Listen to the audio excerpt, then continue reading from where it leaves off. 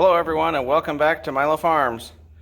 Well, today we are going to be talking about this 2003 Yamaha RX-1.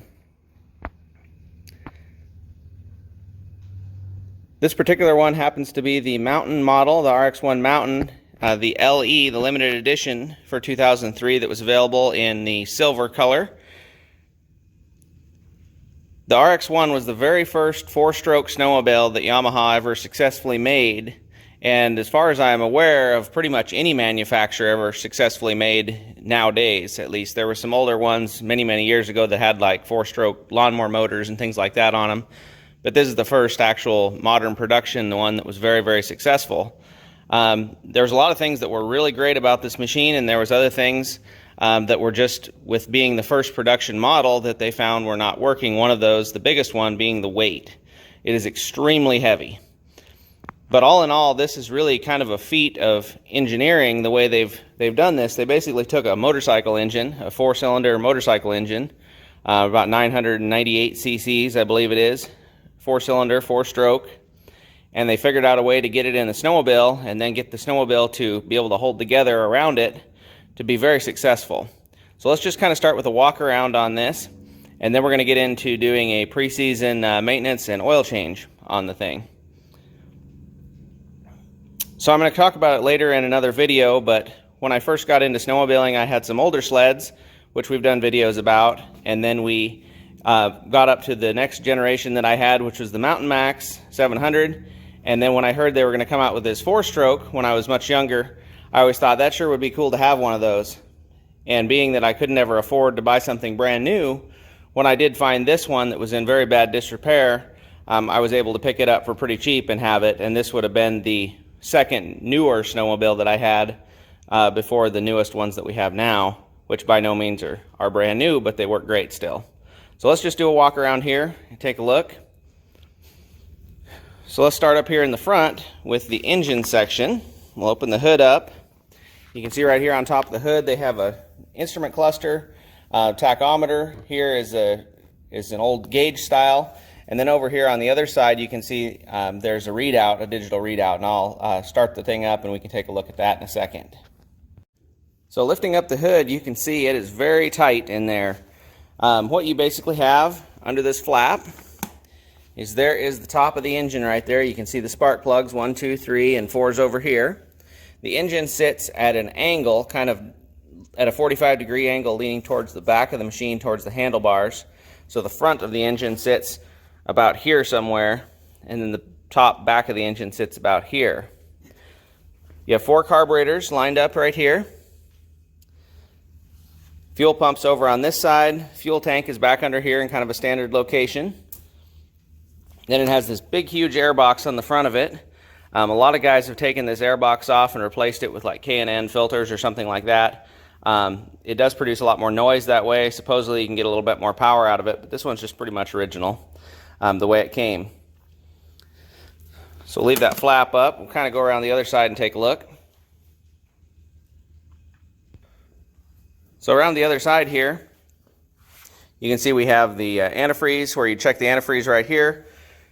We have the oil tank over here on the side, just like the phasers that we saw in the video a while back. And then you can see the other side of that air box. Down in here it has a chain case that's very similar to any other snowmobile. It works exactly the same way. This was kind of the first Yamaha sled that the side panels came off, much like you'd see today. So these side panels do come off, which make it much easier to work on. However, they're kind of a pain to get on and off. So in a few minutes we'll be taking this one off to do the oil change. So right here on these skis originally were not quite as wide as what's on there now. These skis are off of a later Apex that are a couple inches wider.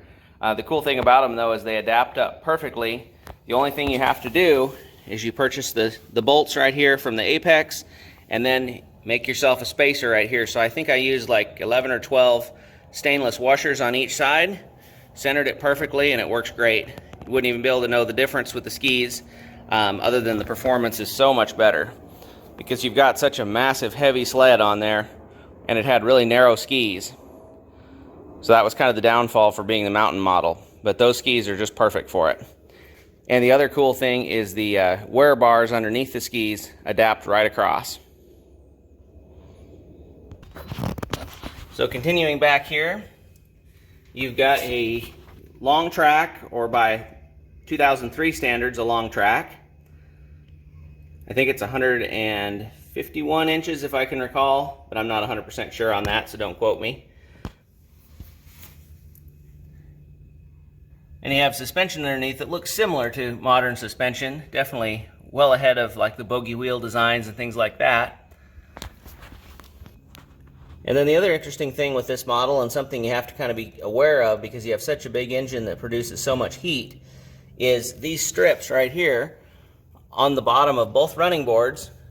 Then it crosses over up under here where that pipe is that goes straight across, and then goes back down the other running board. Those are actually your radiators or heat exchangers. There's also another heat exchanger up at the front of the track as well. Right where the track rounds the front axle, it's ahead of that. There's another heat exchanger. So it uses the cold snow that gets splashed up onto those exchangers to keep the engine cool. So that's why it's so important on something like this, especially to make sure you have your scratchers to keep plenty of cool snow and ice going up on those, as well as the lubrication on your Hyfax. So just as before on the other models, we're going to use this Yamaha suspension lubricant, and we're going to use the grease gun with the new fitting that I just got for the end of it, the lock and lube fitting. We're going to use that, and we're going to go through the greasing of all the suspension. Okay, so starting here in the back, we have a zerk on each side right here. So there's one here, this is the left side, then one in the same place on the right side. Then underneath, you have one in the middle on this bar in the back, one right above it, and then one straight up there where that big spring comes to the back. And the grease that's on these is not the right grease. The new grease that we're going to be installing is the correct grease that's on there. Then on this cross member here, you have one up in the front, in the middle. Then lastly, up here in the middle, in the front, right in the center, is another zerk as well. So we'll go ahead and get those all wiped off first and then lubricated with the Yamaha suspension grease. Okay, got those all lubricated. Then the thing you want to go through, and you want to check all your idler wheels all the way around. Make sure they're all smooth, make sure there's nothing catching. Some of these you kind of have to lift the track up a little bit to try to spin them and make sure they're working. Here in the back, since it's suspended, some of these will spin pretty easy. Then check your back wheels as well, and then do the best you can to check these. You can see there's kind of a little crack right here in this rubber, but we'll keep an eye on that. That's probably going to be okay for a long time, as it's had that for pretty much the entire time I've owned it, and it's never had a problem. Then also check out your front axle while you're up under here, make sure everything looks okay there. This one last year had the bearings on the front axle both replaced. It lost one up near Bergdorf, Idaho, actually right in front of the hot springs up there. Moving along pretty fast, and it lost that bearing over there. Was actually lucky enough that it didn't damage anything and was able to very cautiously ride it back out and limp it back to the truck. So that's something you definitely want to check, is those bearings, and probably I would recommend replacing them every few years just out of caution. And on a machine like this, it's relatively easy because both side panels come off.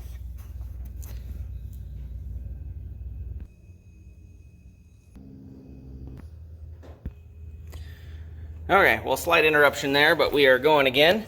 So that bottom zerk down there that you can see would not take any grease at all. So I ended up having to take this entire mechanism apart, which really wasn't that bad. I supported it underneath, supported it up above with the come along, and then held it right at the same height. Took the, I think they call this like a transfer rod or something like that, took that off, pulled this all apart, pulled the piece out that was stuck, cleared the zerk, and put it all back together. So it wasn't a big deal. So lastly, with the greasing, we got up here at the front, on the back side of both of the spindles. Give that a little bit of grease. Right there, you can just start seeing it come out the top. Around the other side. Right here. And like I said, in the past this has not been greased with the correct lubricant, but we're going to remedy that. Probably wouldn't hurt it to tear it completely apart and strip that old lubricant out of it, but we don't have that kind of time or energy at this point. Okay, so on to the drive chain lubricant. Right here on the right hand side, you can see the dipstick right there. Then you can also see the drive chain adjuster. On that adjuster, what you're going to want to do is loosen the set nut, take the bolt in till it's finger tight, back it out about a quarter to a half a turn, and then reset the lock nut. And that's going to be just about right on that. I'm not going to change the lubricant on this one because it was changed last spring, late in the spring, when I blew out that lower chain case bearing and had to rebuild it. It has one very, very short just test trip on it to make sure it's working again. At the time that I had this apart, I also went ahead and put 1 tooth smaller of a gear on the top, on the drive side. This machine originally, before I had it, was sold in the Midwest and had the gears in it for the flatland. And so I dropped it down 1 gear to give it a little bit better for the mountain type stuff that we do around here, and to just kind of calm it down just a little bit for the top end, because this will go way faster than anybody ever should go on a machine, and so losing a little bit of that top end is not going to hurt anything. And for what we use this machine for, it's primarily just the backup machine, and then we've also installed a hitch on the bumper to tow a small sled up to the cabin when we go up there in the wintertime. And really that's about all this machine gets used for anymore, since we have the newer machines that are a little bit lighter. The problem we run into with this one is if it gets stuck, it is absolutely stuck, and you're digging and fighting and everything else. So we keep this one reserved for pretty much just a trail machine. So if a person was to change this fluid on the chain case, what you'd want to do is you'd want to go down here to the bottom.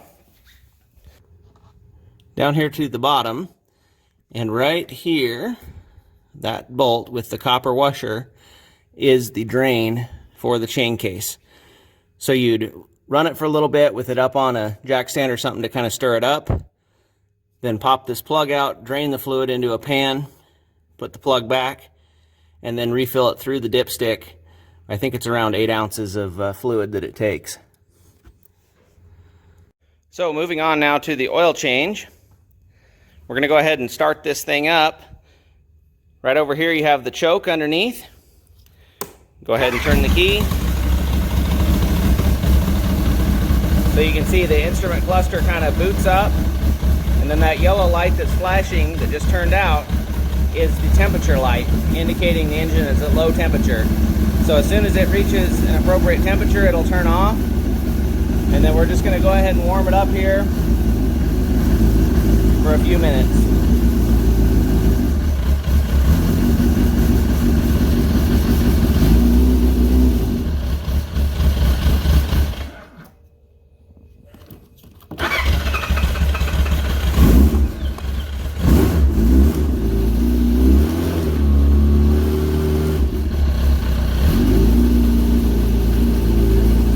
We're just going to go ahead and warm it up here for a few minutes. So finish warming it up here, and we're going to go ahead and take this right-hand side cover off. So there's a clip normally behind here, but since this one's broken, it's held with a zip tie. I think there's supposed to be a screw here, but same thing, zip tie situation.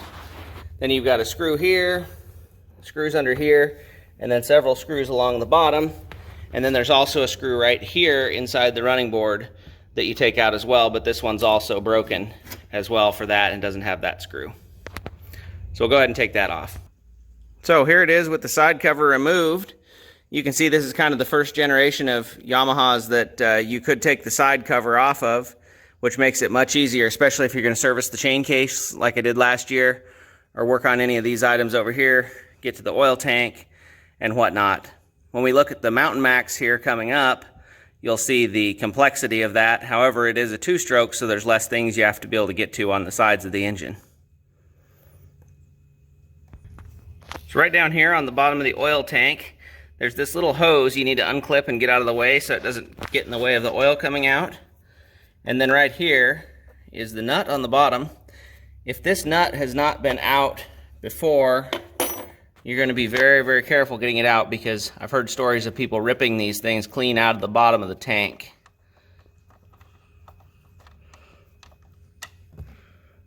So there's our oil drain.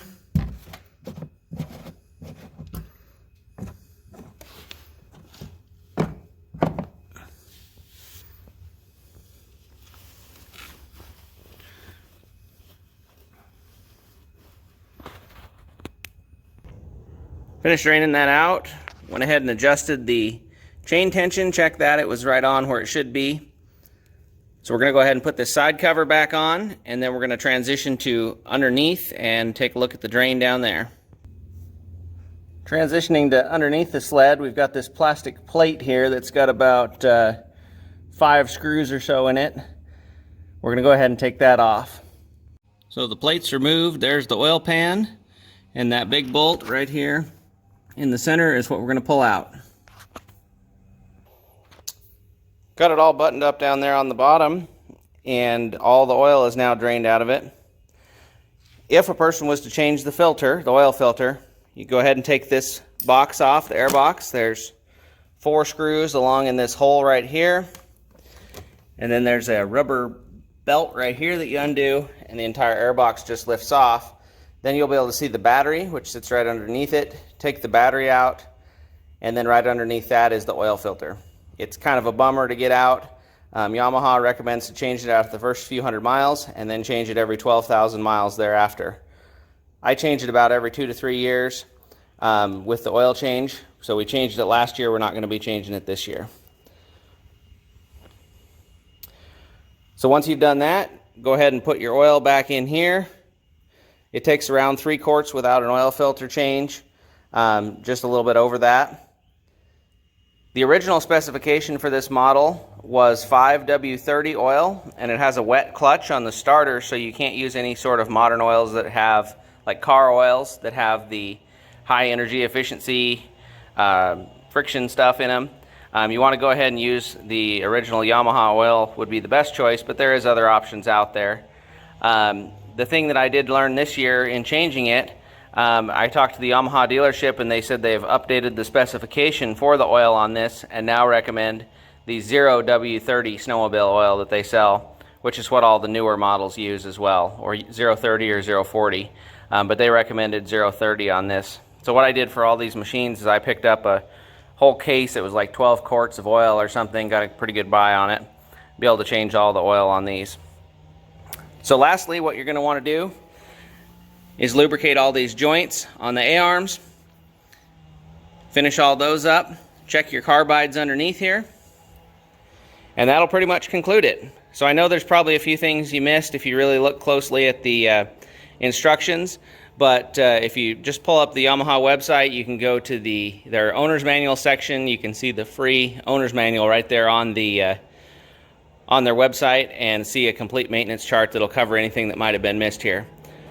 So hope everybody enjoyed the video. Remember, you can't finish a project without getting started.